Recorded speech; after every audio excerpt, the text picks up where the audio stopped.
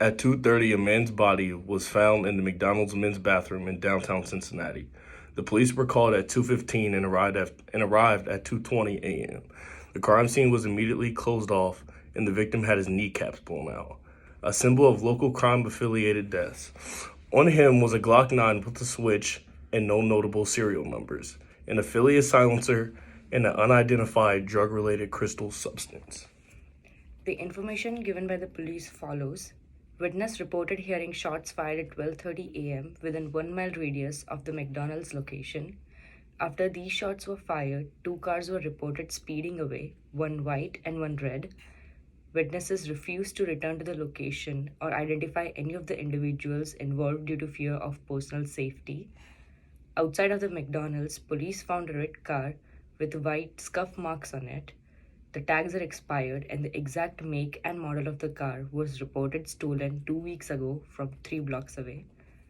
Dirt was also found with tire marks trailing away from the car. A single bullet hole was found in the driver's side door, and the window was punched out. Glass containing blood samples was collected around the car. Blood was also found in the car in much larger amounts, a different type than the samples collected from the glass fragments around the car. The victim is an unidentified male with no ID or wallet. He has 3 viable teeth. The rest are veneers. On his right forearm is a gang-related tattoo of 2 dots and 3 stars. The victim also has 3 eardrops tattooed under his left eye, along with a portrait of a woman with angel wings and a date tattooed on his shin. The crime scene itself was found inside the men's bathroom, with trails of blood leading from the car in the parking lot to the bathroom.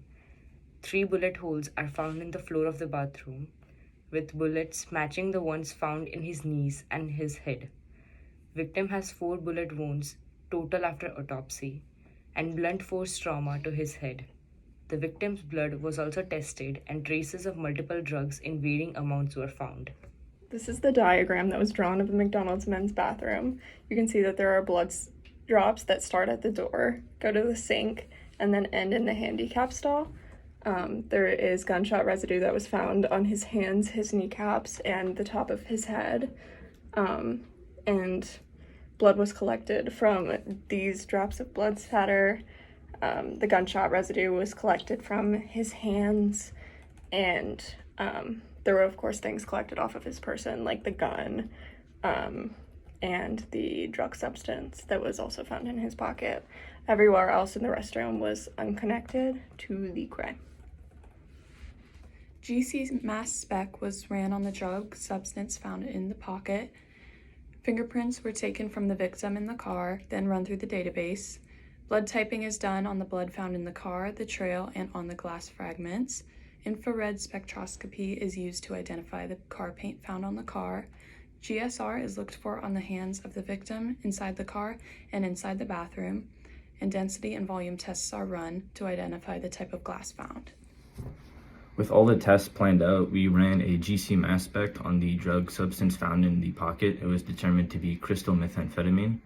With fingerprints, we took fingerprints from the victim's car and the victim. We ran them through the database. The victim's fingerprints were determined to be within the system, so we were able to ID the victim through that means.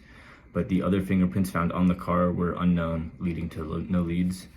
Blood typing that was taken from within the car, the bathroom, and the glass fragments, we determined that there were 2 blood types present. O positive, which was found inside the car and inside the bathroom itself, and then A negative, which was found only on the shattered glass from the car window.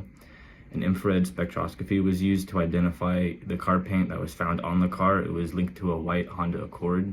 No other information is known about that. A gunshot residue test was done on the inside of the victim, inside the car, and other places. It was found that gunshot residue was determined to be found within the stall of the bathroom itself and other areas throughout the bathroom, but that's the only place where it was found. And then density and volume tests were run to identify the type of glass found, and the test determined that the glass are consistent with car glass from a door window.